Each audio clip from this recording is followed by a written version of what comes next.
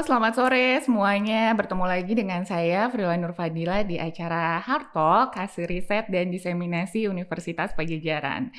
Nah, kira-kira bahasan apa ya yang akan kita bahas di episode kali ini? Teman-teman di sini ada nggak sih yang suka lupa untuk membawa tas belanjaan ketika berbelanja di supermarket, mungkin di swalayan ataupun di pasar? Soalnya saya juga termasuk salah satu orang yang kadang-kadang suka lupa tuh.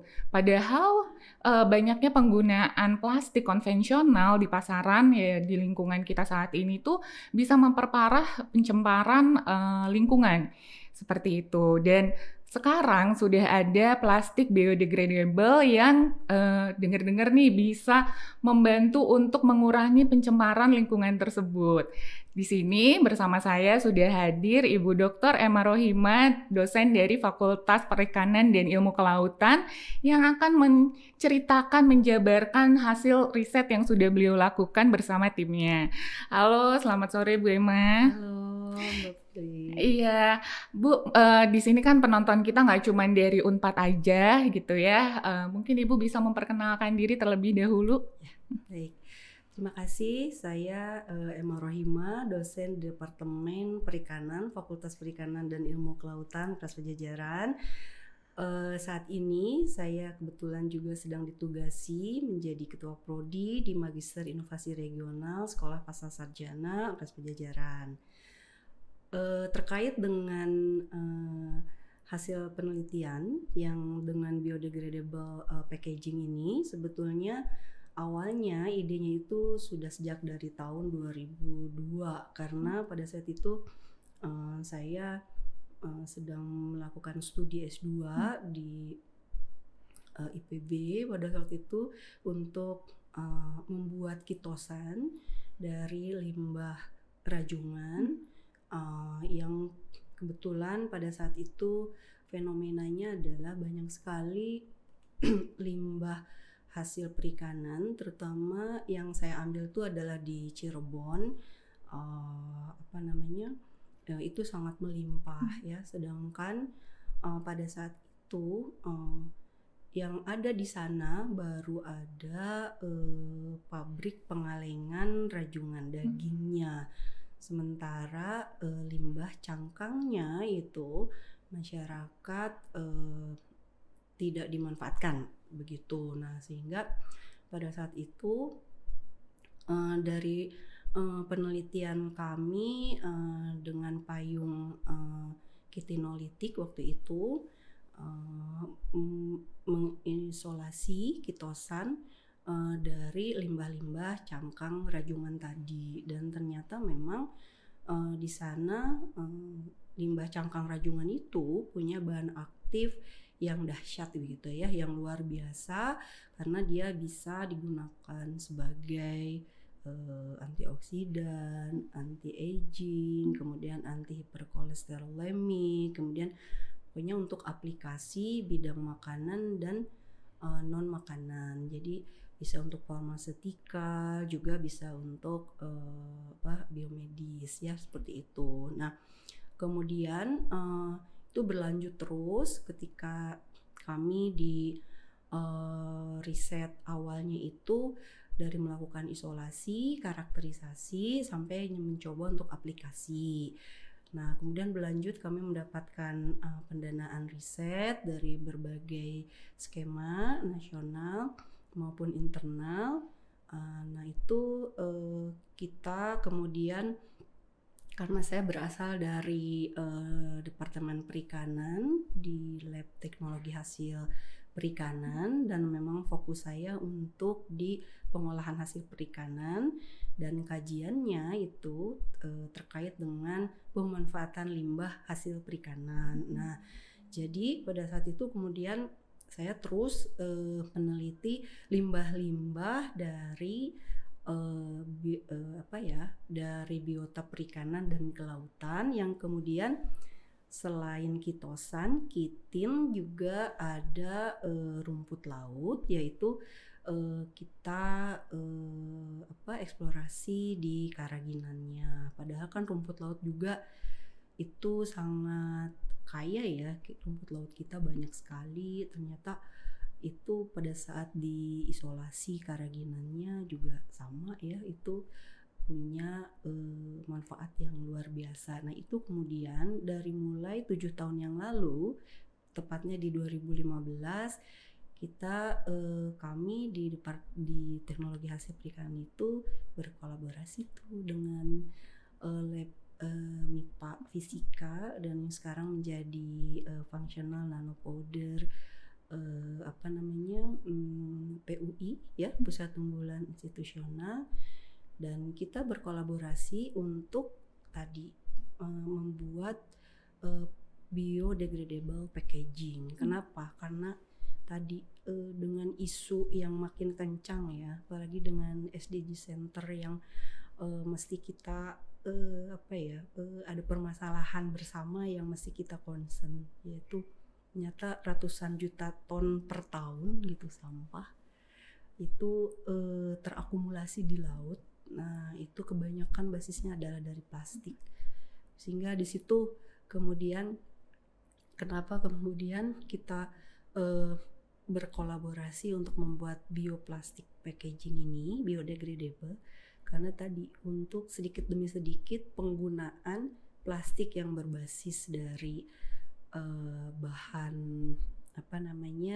fosil begitu ya, batu bara, itu akan berkurang sehingga bisa berpindah ke bahan alami gitu. Sehingga pada saat kita memanfaatkan bioplastik tadi dibuang, maka lingkungan itu akan dengan mudah untuk mengolahnya, lalu mendegradasinya sehingga lingkungan tidak tercemar. Karena kan kita tahu plastik itu ratusan tahun ya baru bisa habis gitu. Nah, sedangkan kalau ini kan karena bahannya biologis, jadi akan relatif lebih cepat begitu. Kira-kira berapa lama tuh Bu plastik dari bahan tadi rumput laut ya dan rajungan kitosan ya. Itu berapa lama tuh Bu kira-kira terurainya? Ya, kalau hasil penelitian mahasiswa kami kemarin itu kita bandingkan selama kurang lebih 5 bulan ya. Itu untuk untuk penyimpanan, artinya kita dengan uji biodegradable di tanah itu selama 2 minggu saja dia sudah mulai bisa habis oleh tanah begitu. Okay. Karena kan tadi ya bahannya banyak bahan organik gitu kan, sehingga di tanah juga ada mikroba yang memang dia mikroba, terus mungkin makhluk yang lain ya yang bisa mendegradasi itu gitu. Berarti nanti terurainya itu secara keseluruhan Bu, atau mungkin masih awal tuh berupa potongan lalu nanti akan menyisakan bagian-bagian dari plastik tersebut atau gimana Bu? Kalau yang hasil penelitian kami itu ya awalnya memang dari potongan-potongan. Jadi ketika plastik itu misalnya bentuknya lembaran nih, kita simpan di atas tanah begitu ya. Tentu tanahnya juga kita cari dulu ya, kualifikasi tanah yang seperti apa gitu kan. Yang ada yang basah, ada yang kering, ada yang kemudian nanti jenis-jenis tanahnya juga mungkin bisa berbeda juga, dan kita cobakan gitu. Kemudian di situ kita lihat proses degradasinya. Jadi per hari itu memang dari minggu pertama itu udah mulai percak-percak gitu. Jadi seperti percak gitu. Jadi udah mulai terpotong-potong tuh si lembaran tadi gitu. Dan minggu kedua dan ketiga itu potongannya yang tadinya besar-besar menjadi kecil-kecil gitu. Nah kemudian setelah kita di 3 bulan itu udah habis tuh semuanya gitu. Jadi sehingga berarti untuk biodegradable ini punya peluang nih untuk dipakai sebagai biodegradable yang ramah lingkungan begitu. Hanya memang mungkin di sini juga karena kami masih terus melakukan pengembangan dari produk ini, dan kami juga berkolaborasi dengan industri yaitu MyCL. Jadi di industri biopackaging, jadi di sana kita masih punya kelemahan, yaitu karena tadi ya bahannya ada yang organik tadi, sehingga untuk kuat tarik dan lolos airnya itu masih mesti kita perbaiki lagi gitu karakternya. Namun prototypingnya itu sudah ada begitu.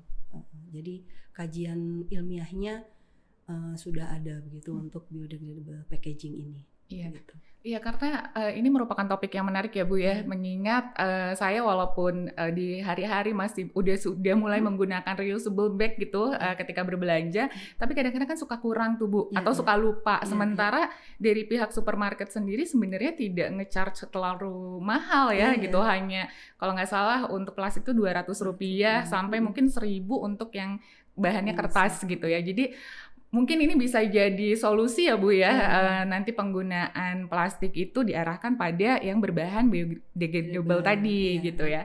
Nah, berarti tadi itu bahan-bahan yang digunakan tadi kan Ibu sudah menyebutkan sedikit ya terkait rumput laut dan lain-lain. Mungkin itu memang kapasitasnya di Indonesia sendiri itu tuh memang banyak ya Bu ya. Dan apakah misalnya kalau tidak diolah itu bisa mempengaruhi cuaca atau seperti apa? Katanya kan kalau misalnya padi nih dia membusuk itu merusak lapisan ozon. Kalau misalnya ini dampaknya seperti apa Bu mungkin? Kalau sampah organik maksudnya, sampah limbah perikanan ini ya. Karena kan sampah limbah perikanan ini, limbah perikanan saya bilang ya, atau byproduct biasanya kita sebutkan. Kenapa byproduct? Karena ada produk utama yaitu berupa daging ya, yang itu kemudian menjadi komoditi ya untuk industri gitu. Ada lagi yang limbah. Nah, limbah yang ini sebetulnya kan karena bahannya itu adalah bahan-bahan organik, jadi itu akan mudah juga didegradasi oleh alam lah ibaratnya begitu. Hanya pada saat mengapa kita concern untuk memanfaatkan itu dan itu baik untuk menjadi bahan di biopackaging ini, karena kita punya sources yang besar gitu ya, di mana misalnya rajungan sejak adanya aturan, misalnya pengaturan untuk menangkap rajungan dengan mata jaring sekian, kemudian nggak boleh bayi rajungan ditangkap gitu ya, seperti itu. Alat penangkapannya harus yang spesifik untuk ukuran berapa. Nah, di situ kemudian menjadi sustain lagi gitu, sustainable, jadi berkelanjutan. Kenapa? Karena tadi yang tadinya bayi yang biasanya juga ditangkap oleh nelayan itu kan mereka bisa tumbuh gitu ya. Nah, kemudian setelah mereka tumbuh, kemudian mereka ditangkap untuk yang dewasa, ditangkap untuk industri daging rajungan. Nah, ini si cangkangnya dikemanakan gitu kan. Nah, yang fenomena atau bukan fenomena ya, yang fakta bahkan yang saya kan udah ke lokasi di desa di Cirebon itu. Jadi mereka pada saat tahun 2002 itu mereka menjual raw material Mbak. Jadi raw material cangkang rajungan itu kan ada 3 kategori tuh. Ada karapas atau yang namanya yang besar nih, capit besar yang di tengah tuh kepalanya, lalu capit besar dan capit kecil. Itu mereka bikin menjadi 3 level gitu ya. Dan itu kemudian mereka cuci, mereka keringkan, lalu mereka jual, diekspor gitu. Diekspor ada yang ke RRC, ada yang negara-negara lain, dan kemudian diolah di negara lain menjadi berbagai diversifikasi produk, lalu dijual lagi gitu kan. Dan salah satunya mungkin di Indonesia ya Bu ya. Menjadi mahal gitu kan. Betul. Padahal kita kalau misalnya ngelihat seperti kitosan untuk One Herling dressing misalnya, dia untuk penyalut luka ya, jadi untuk kayak benang jahitnya untuk luka gitu kan, itu bagus sebetulnya.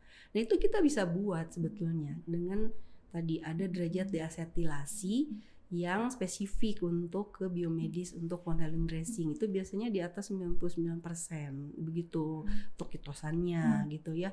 Terus teman-teman juga ada yang untuk drug delivery katanya, untuk drug delivery itu untuk membawa obat untuk tiba di sasaran tertentu gitu, kemudian nanti itu juga dari bahan kitosan juga. Jadi sebetulnya manfaatnya banyak gitu, asal kita bisa membuat spek yang sesuai untuk aplikasi apa, seperti itu. Nah dari situ kemudian kenapa ya di kita kan sebenarnya bisa buat gitu semua, bahkan kalau untuk industri limbah kitosan, limbah rajungan itu udah zero waste loh Mbak. Jadi dari mulai limbahnya itu kan prosesnya ada deproteinasi, berarti proteinnya terbuang.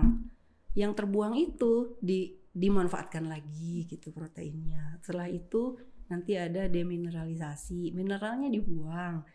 Yang terbuang dimanfaatkan lagi, bisa buat pakan, bisa buat, kan mineralnya ada kalsium, ada fosfor. Nah itu juga bisa buat pakan katanya, bahan pakan gitu. Kemudian nanti ada dekolorisasi, jadi karena harus putih, kitosan itu yang tadinya misalnya rajungan itu merah pada saat direbus, dia kan keluar tuh warnanya, pigmennya kan keluar, itu biasanya astaxanthin. Astaxanthinnya terbuang, kita ambil lagi, terus itu bisa jadi misalnya kandungan vitamin C-nya tinggi gitu, nah itu kan bisa buat pakan juga. Nah kemudian dari situ nanti deasetilasi untuk dari kitin ke kitosan. Nah itu juga pakai deprot lagi ya, proteinnya terbuang lagi untuk memotong rantai samping, sehingga itu juga kita manfaatkan lagi hasil pengolahan itu, sehingga untuk mengolah limbah rajungan menjadi kitosan itu kita udah punya teknologi yang zero waste gitu, jadi menyelesaikan masalah tanpa masalah, seperti itu gitu Mbak. Yang akhirnya bisa dimanfaatkan untuk banyak hal juga ya Bu ya gitu. Jadi selain bahan utamanya misalnya tadi juga sebenarnya turunan-turunan dari tadi pengolahan ini bisa menjadi banyak produk begitu, seperti itu. Iya.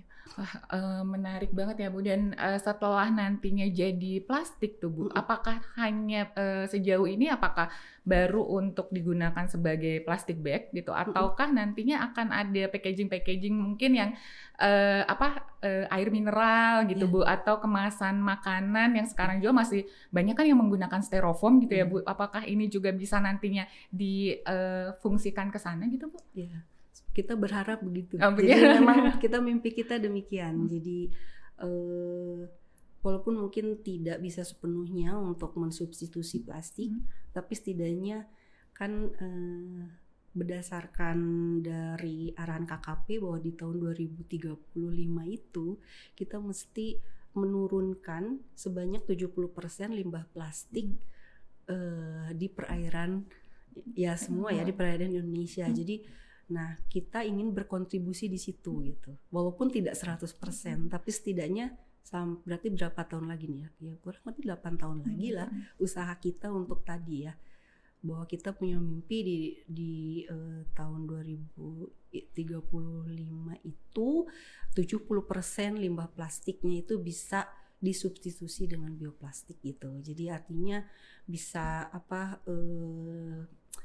bisa lebih cepat untuk lingkungan itu terrecovery gitu maksudnya, karena kan tadi ya lebih cepat dia diolah oleh alam begitu.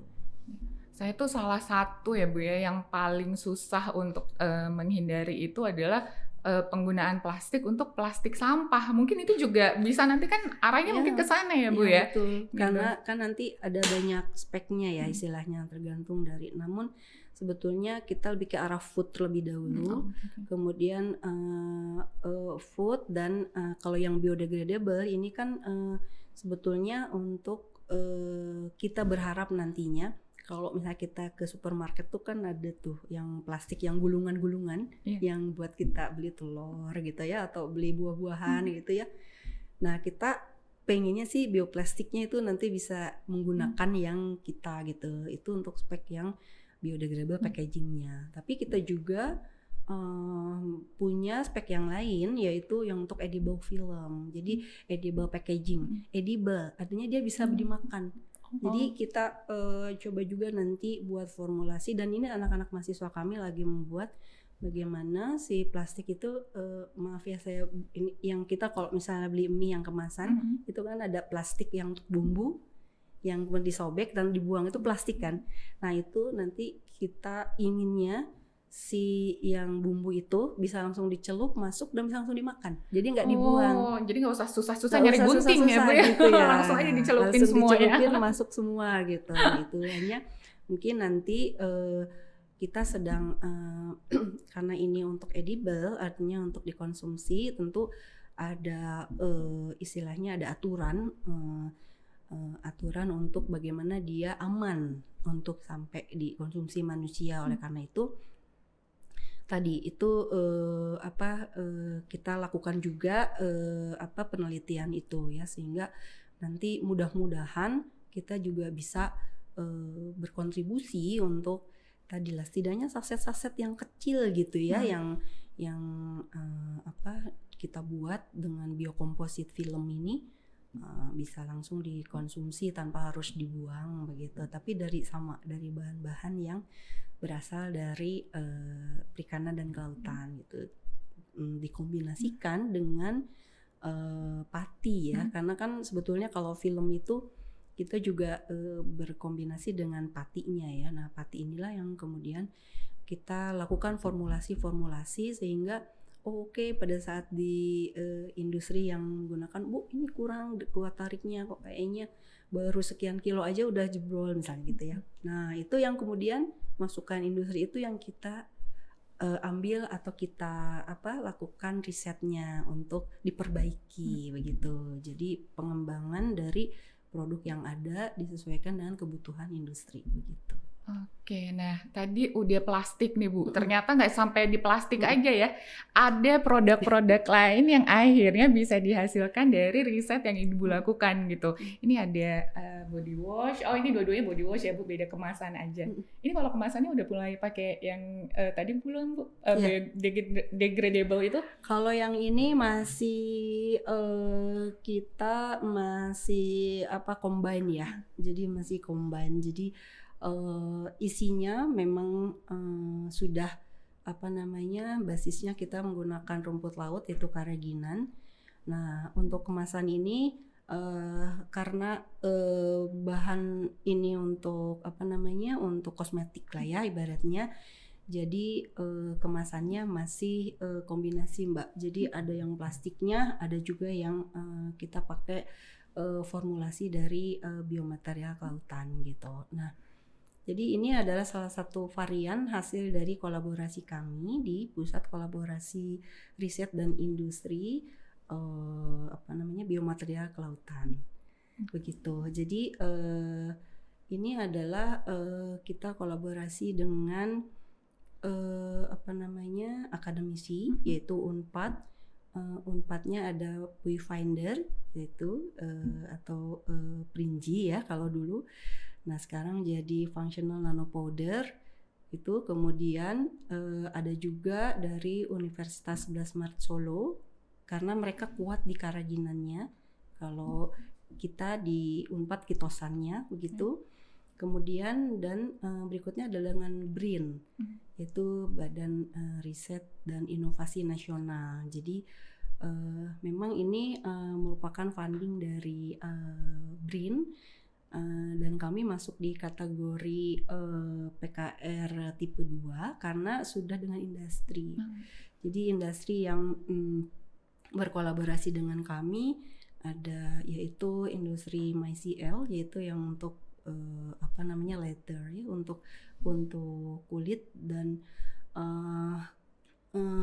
mereka juga menginginkan untuk nanti bahan-bahan yang biopackaging itu bisa dikomersilkan dan di feed market oleh industri. Jadi kita memang berbagi peran Mbak, gitu kan. Kalau akademisi mungkin sampai ke kajian ilmiah karena ada mahasiswa, ada dosen begitu ya. Nah yang di BRIN itu teman-teman di BRIN di pusat studi biomaterialnya, mereka juga sudah punya penelitian tentang biomaterial, lalu berkolaborasi dengan kita di Unpad untuk sharing SDM dan sharing fasilitas. Jadi kok misalnya tadi ini kan harus dikarakterisasi nih sebelumnya kemarin itu. Nah itu tadi jadi ada peralatan yang untuk uji itu dilakukan di Unpad, ada juga di UNS. Tapi kalau misalnya ada peralatan uji yang lebih lengkap misalnya yang tidak ada di Unpad, itu bisa dilakukan di BRIN begitu. Nah itu sehingga kita dari mulai proposal, nulis bareng, publikasi bareng, pembimbingan bareng begitu ya, sehingga tadi gimana ini baru satu varian sebetulnya Mbak, karena tadi biopackaging pun sama dengan PKR biomaterial juga ya. Jadi tadi kita berharap permasalahan sampah tadi bisa dikaji dari berbagai sudut stakeholder begitu ya. Jadi mimpi saya kan inginnya pentahelix ya begitu. Jadi ada kalau sampah plastik kayaknya kalau dilihat dari secara akademik, dilihat dari dunia usaha, dunia industrinya, kemudian dari komunitasnya, kemudian dari media sosialnya, kemudian dari government-nya, karena kita juga kan berkolaborasi dengan Kementerian Kelautan Perikanan, kemudian dengan Departemen Perdagangan dan Industri begitu ya, terus dengan BP POM, karena ini kan baru prototipe, kita lagi mengurus izin edarnya ya supaya dia lolos untuk bisa dikomersilkan. Dipasarkan ya Bu ya. Nah, itu tugas dari industri adalah melakukan fit market ini. Jadi seperti halnya kita melakukan beberapa kali pameran. Jadi kita punya produk, kita pamerkan, kemudian kita branding begitu kan supaya nanti bisa bermanfaat untuk masyarakat secara luas gitu. Nah itu yang untuk biodegradable packaging itu memang sudah lebih ke arah tadi ya, ke arah lagi fit market nih dengan rekanan kami yang di MyCL itu kemarin kebetulan dibawa oleh mereka ke Jepang begitu untuk ternyata Indonesia udah punya dong gitu kan, karena kita kan dengan isu green economy and blue economy. Nah itu kan sebetulnya adalah salah satunya adalah untuk melihat bagaimana solusi permasalahan lingkungan itu bisa diatasi. Nah itu makanya biodegradable packaging dibawa juga untuk ke negara lain ya, ke Jepang seperti itu. Nah kalau yang ini biomarine ini kita harapkan nanti karena ada ekstrak rumput laut yaitu karaginannya ya, diharapkan fungsi karaginan kan salah satunya adalah sebagai antioksidan. Jadi dia untuk antioksidan, jadi untuk memperhalus kulit, untuk melembabkan kulit gitu, seperti itu, sehingga mudah-mudahan orang yang memakai bisa lebih sehat kulitnya. Nah seperti itu. Iya Bu ya, diharapkan seperti itu. Lalu tadi kan kalau misalnya plastik tadi gitu, sekarang kan udah mencoba untuk fit market, berarti mungkin kedepannya nih rencananya mungkin ya akan bekerja sama dengan perusahaan lagi secara B2B gitu, atau mungkin juga akan turut menjual langsung ke pasaran gitu Bu? Kalau nanti industrinya kan tentu tidak. Kita akan dengan pusat kolaborasi riset industri ini kita tidak terpaku di satu industri, karena tentu kan nanti kita mesti juga meyakinkan sustainability-nya, keberlanjutannya ya, karena memang di PKR ini kita punya 3 kata jargonnya, sustainability, usefulness, and prosperity. Jadi bagaimana sustainability dari mulai hulu ke hilir. Nah itu kan yang pemainnya nggak bisa satu industri Mbak. Nah itulah mudah-mudahan nanti PKR biomaterial kelautan ini bisa jadi hub. Jadi untuk misalnya kayak teman-teman kemarin kita juga sudah melakukan MOA ya. Jadi perjanjian kerjasama dengan masyarakat pengolahan hasil perikanan Indonesia, yang itu juga terdiri dari banyak pihak gitu. Ada akademiknya, ada government-nya, ada ininya. Nah itu kemudian di MPHP itu mereka katakan bahwa kita itu Indonesia itu sangat luas dan resources untuk rumput laut itu baru baru ada 591 spesies se-Indonesia loh.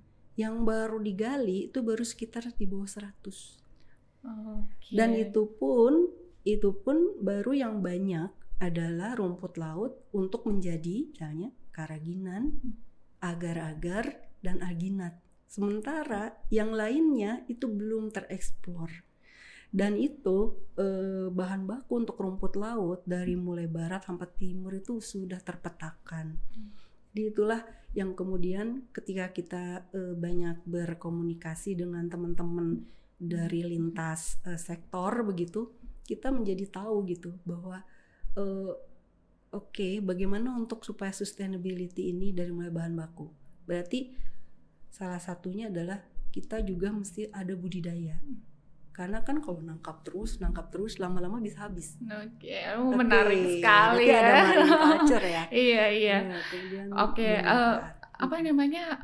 Tadi kan sudah dibahas tentang manfaat dan segala macam ya Bu ya, target ke depan gitu.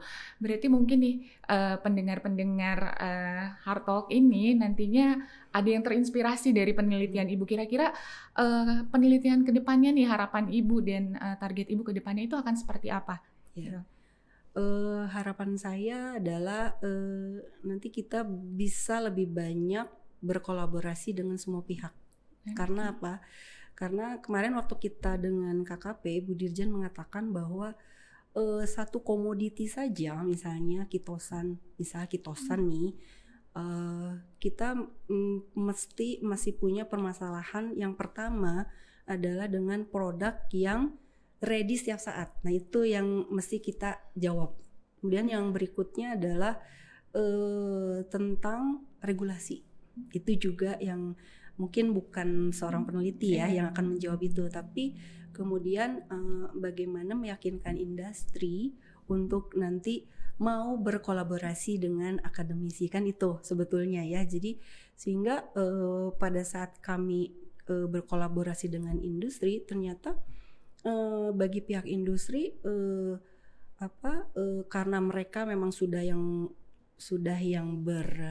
bersentuhan dengan pengguna begitu ya, manfaat tadi, usefulness itu, sehingga mereka katakan bahwa yang penting kita punya prototyping, kemudian itu sudah ada scientific base, sudah bisa, ayo kita cobakan langsung gitu.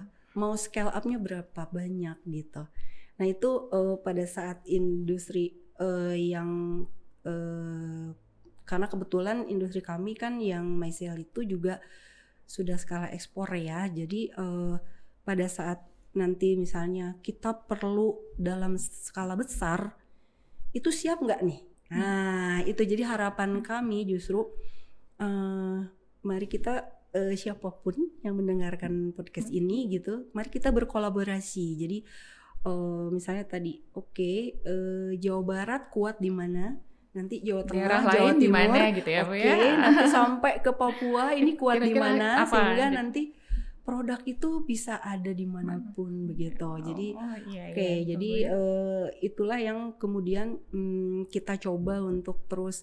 Jadi kita lakukan pembinaan juga ke masyarakat yang pembudidaya atau penangkap pembudidaya ikan atau pembudidaya rumput laut gitu kan. Karena kan pada saat bahan baku ini tidak memenuhi spek untuk industri, itu kan nggak bisa Mbak. Nggak bisa dipakai. Ini harus ada ya. Standar mutu dari mulai hulu sampai ke hilir. Iya. Menarik banget. Tapi sayangnya waktu kita terbatas banget ya Bu ya, nggak kerasa kan Bu. Oke, terima kasih banyak Bu Emma penjelasan penelitiannya, riset yang sudah dilakukan. Semoga sukses terus. Semoga semakin berkembang ya Bu ya, tadi bisa berkesinambungan tadi. Oke, teman-teman pendengar Heart Talk, terima kasih banyak selama 30 menit ini sudah menemani saya dan juga Bu Emma di sini. Sampai bertemu di episode selanjutnya. Assalamualaikum warahmatullahi wabarakatuh. Bye. Waalaikumsalam warahmatullahi wabarakatuh.